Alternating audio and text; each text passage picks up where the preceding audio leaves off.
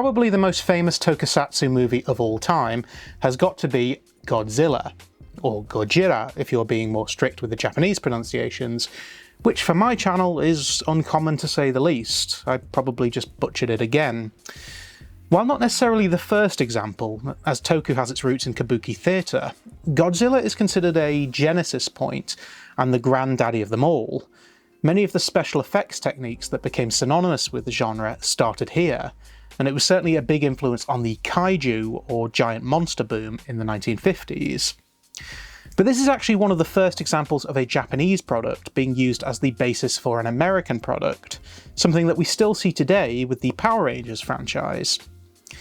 In October 1954, Gojira was released in Japan, but there were also a few versions released internationally too. There was a slightly shorter Japanese cut released in Europe the following year, but it removed certain talk of atomic bombs being the cause of Godzilla's creation. This version wasn't available to own at any point, and officially the original Japanese version wasn't released to a wider audience until 2004, not that that stopped people getting hold of copies, obviously. But there actually exists two versions of this film that are both considered classics in their own right. The original 1954 Japanese version and the 1956 American retelling of the same story. Godzilla King of the Monsters is an American localization of the original Japanese film, but it goes way beyond that. It uses original footage from the Japanese version, but heavily edited to fit this retelling. Most of the Japanese actors' dialogue is dubbed into English, some of the key moments and themes are changed, but most notably, new footage is shot, with Canadian actor Raymond Burr acting as the star and narrator. But rather than simply adding context, it was filmed and edited to make it seem like Burr was actually part of the original Japanese production. All of the American scenes were shot over the course of just 3 days, and Burr, who was only contracted for 1 day of shooting, worked a full 24 hours to get all of his scenes done. All of the dubbing was done in less than 5 hours, and the actors couldn't even see the film's footage as they were performing. They simply worked from a script and recorded it like it was a radio show. The thing is though, American audiences didn't quite get it at first, and it received fairly mixed reviews. Considering King Kong had been released over 20 years earlier, some critics just saw this as a low-budget monster movie. It is an understandable reaction, although I'm not sure a fair one, as King Kong was such a pioneering feat in filmmaking that watching something that has been chopped together from original Japanese footage could be dismissed fairly easily, especially as the US was producing plenty of its own monster and sci-fi movies, like Creature from the Black Lagoon in 1954, which was even filmed in 3D, and Forbidden Planet in 1956, which was already in colour. But regardless, it still found its audience. The US release outperformed its Japanese counterpart at the box office, although the original director, Ishiro Honda, remained unaware that there had been an American version until it was subsequently released in Japan under the name Monster King Godzilla. Now, seeing as my channel got popular by comparing a Japanese TV show with its American counterpart, it only makes sense that we go back to the very beginning of Toku and ask Gojira versus Godzilla King of the Monsters, what's the difference? Gojira starts with some sailors on a ship and an explosion that destroys everything in sight, before we even get an opportunity to know what's really happening. It was apparently a shipping vessel, but before anyone has a chance to figure out what went wrong, another ship meets a similar fate. And then, as some of the survivors are rescued by a fishing boat, they sink too. But that's not the only effect. When a few fishermen return from the waters, their nets are completely empty. There's seemingly only one survivor from the attacks, but when he tries to convince people that this is all the result of a giant creature, he feels as if everyone is ridiculing him. An old man tells him of the legend of Gojira, as a ceremony is carried out that's meant to represent the offering of a girl to the monster, not too unlike what happens in King Kong. That night, a storm rages, but the locals are convinced that it wasn't just a typhoon, and that the effects were probably from a giant creature, possibly Gojira. So, under the suggestion of a Professor Yamane, a research vessel is launched to the nearby Odo Island, where the storm took place. They detect radiation in the water and also find a trilobite. Not a fossilised trilobite as you'd expect, but a living one, or at least a recently deceased one. both of which were found in the footprint of a giant monster. An alarm is raised and we get our first glimpse of Godzilla himself, but he quickly retreats, leaving footprints that lead back to the sea.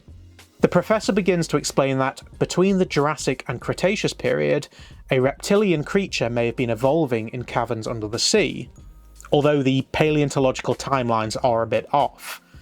With no name for this creature, he proposes that they name it after the creature from the Odo Island legend, Godzilla. The reason that it has now emerged, it's proposed, is that constant underwater testing of hydrogen bombs has caused the destruction of its natural habitat, and it's been forced out. The sand found in the footprints is geologically from that time period, and the radioactive isotopes are the same ones found in atomic bombs. Godzilla himself is emitting H-bomb radiation, but politically no one can decide what's best in terms of releasing the information to the public. All the while, ships continue to sink in the waters around Odo Island. Now obviously this is less than 10 years since the end of World War II, with Japan suffering through 2 nuclear explosions at Hiroshima and Nagasaki, and this is directly brought up in a conversation between characters. In the 1940s, Japan had been developing its own nuclear weapons, but never actually managed to succeed. In the years following the war, Japan was occupied, it moved to a more parliamentary-based political system, and continued to have support from the US and other Western powers well into the 50s. They never actually undertook their own H-bomb testing, so presumably this can be seen as kind of an anti-nuclear propaganda, in a way. The message being that the development of such heinous weapons only brings more monsters to your doorstep. Or something along those lines. I don't mean to get poetic, but you get the idea. A few months before the release of the film, the US had been carrying out H-bomb testing in various areas around the Pacific Ocean, and with one particular test, a Japanese fishing vessel was showered with radioactive fallout. The fish were contaminated and the crew members became ill, with one dying. And there was an understandable panic in Japan about whether this would affect fishing long term, and whether local fish would be safe to eat, leading to an anti-nuclear petition signed by 30 million people. So this is very topical for the time that it was made. Seeing as sending research ships wasn't working, military ships are deployed to release depth charges in an attempt to kill Godzilla. This is actually real 16mm World War II stock footage, which would have only added another sense of poignancy and realism, admittedly to a film about a giant monster. But the professor doesn't want to see Godzilla destroyed, he wants to study it. He reconvenes with the council, and while they continue to want to kill him, the professor attests to the futility of trying. How can we use any weapon that we possess to destroy something that emerged from the wreckage of the most destructive weapon ever produced? Meanwhile, we learn that the professor's daughter, Emiko, had been betrothed to one of his colleagues, Professor Serizawa, but she's in love with someone else, Ogata. Serizawa has been working on something that, as a side effect, could potentially bring an end to Godzilla. Before we get to that though, we have the first of the now legendary destruction sequences, and Godzilla's roar is genuinely terrifying. The military set up a giant structure of electrified barbed wire and carry out mass evacuations, but obviously the pylons do very little as Godzilla is able to just smash through them and destroy them with his atomic breath. The scenes in this segment are both genuinely amazing and also absolutely terrifying, particularly if you were sat in a theatre in 1954, less than a decade after probably watching real newsreel footage of similar destruction, albeit this time by a monster rather than the products of war. Although, hang on to that thought for later. There's even a mother and her children who accept that they're going to die and join the father in the afterlife, with the implication being that he died whilst fighting in the war.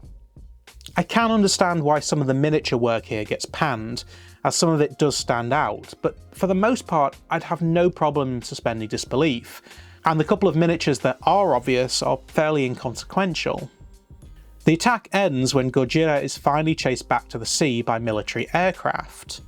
The next morning, the aftermath of the attack is shown in full. Cities are destroyed, children are dying of radiation poisoning and being orphaned as their parents pass away. Emiko is horrified and can't keep her former fiancé's secret. The device he was working on was an oxygen destroyer. It was discovered by accident, but it has the ability to remove all oxygen from a body of water and then tear any nearby living organisms apart.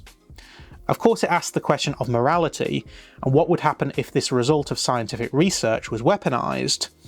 It could destroy all life on Earth, like nuclear weapons, but the folly of human pride prevents the realization that the research should be destroyed, not continued, in the vain hope of turning it into a force for good.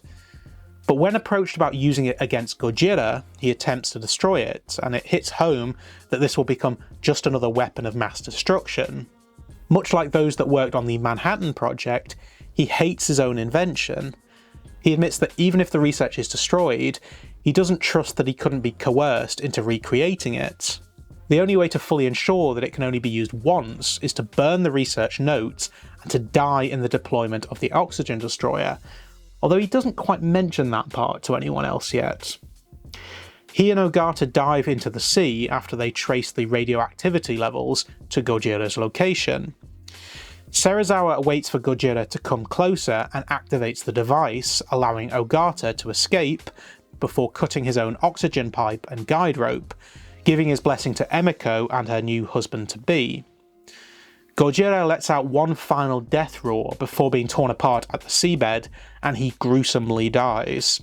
It ends with the professor's contemplation that humans only have the ability to destroy, and that just because this Gojira has been destroyed, if we continue on our nuclear journey, we will only create more monsters.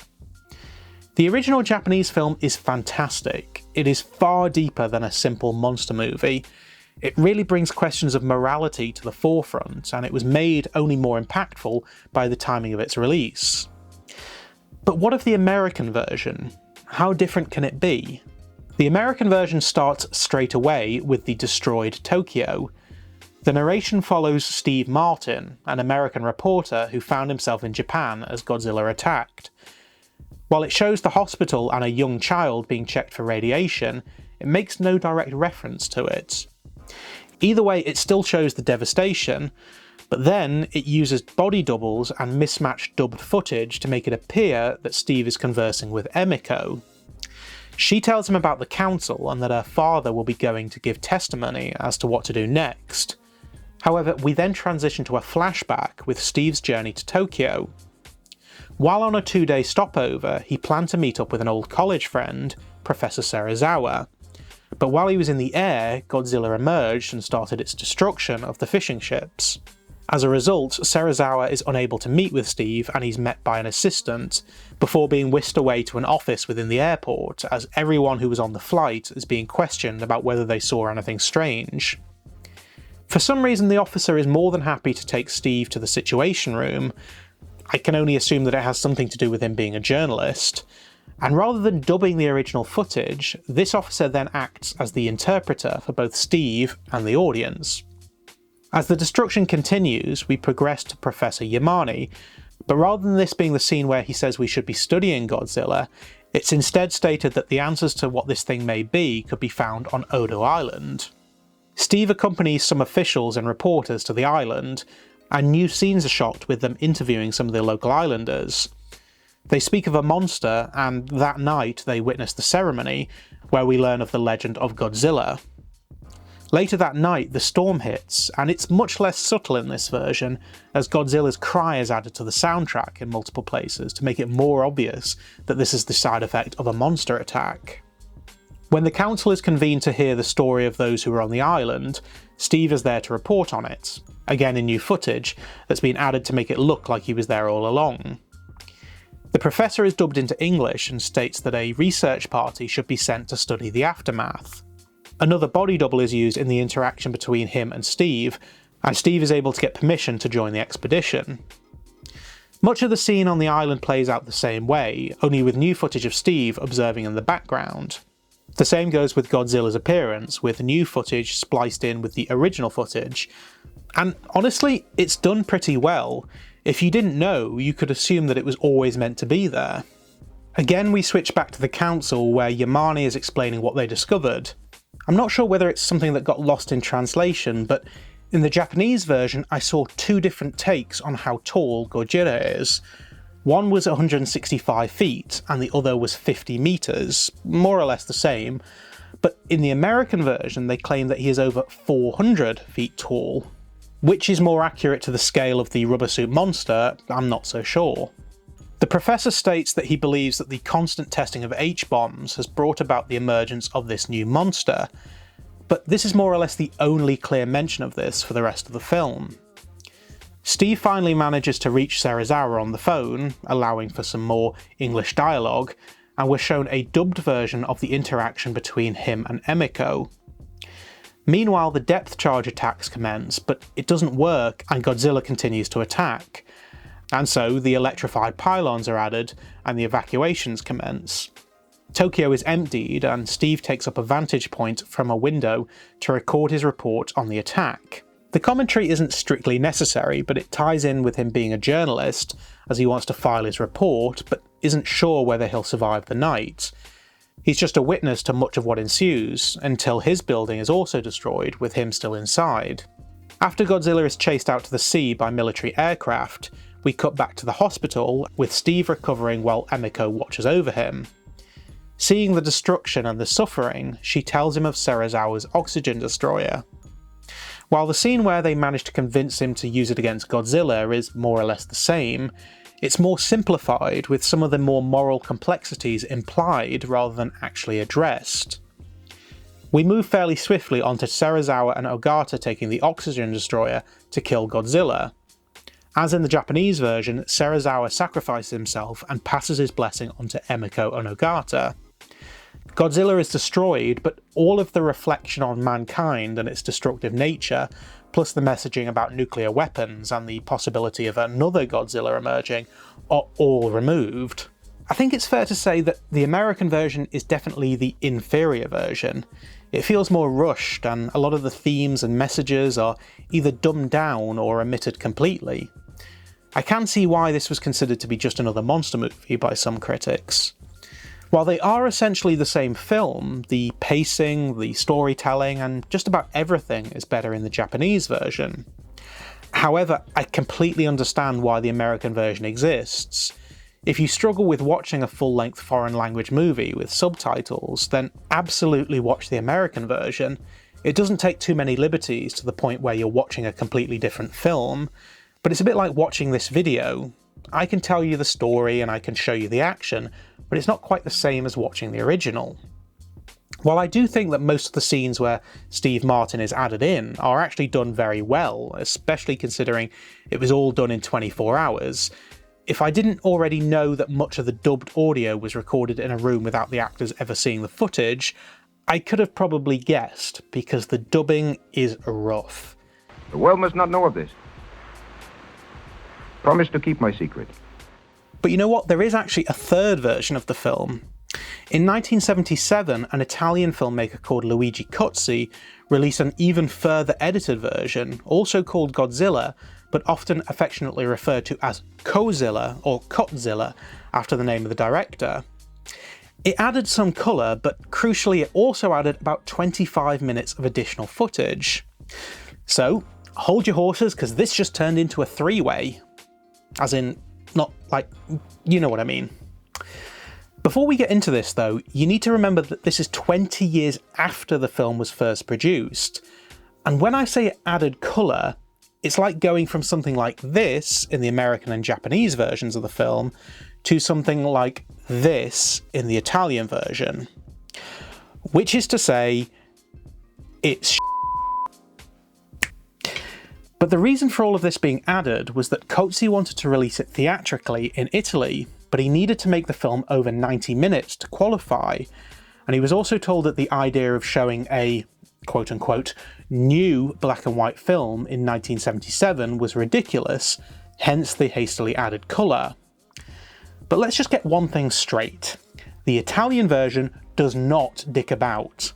The first 3.5 minutes are real footage of nuclear bombs being dropped on Japan, with all of the devastation it caused in full view, even showing some of the charred dead bodies of people caught in the bomb's wake, which I'm definitely not going to show here.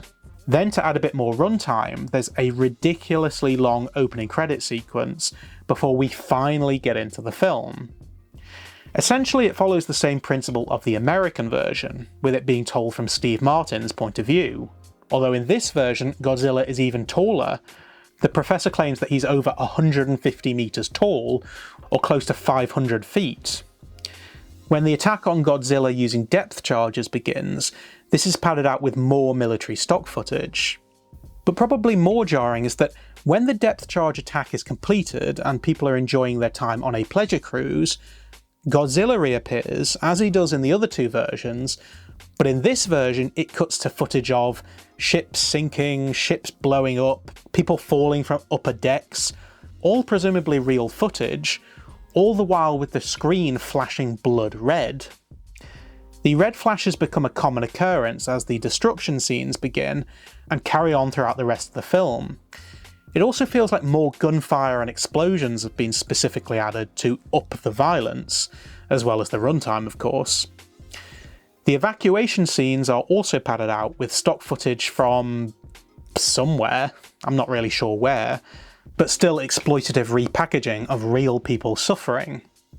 In Chasing Godzilla Back to the Sea, loads of stock footage of warplanes is added, not all of them Japanese, and maybe not even all from the same time period either, I can't really tell.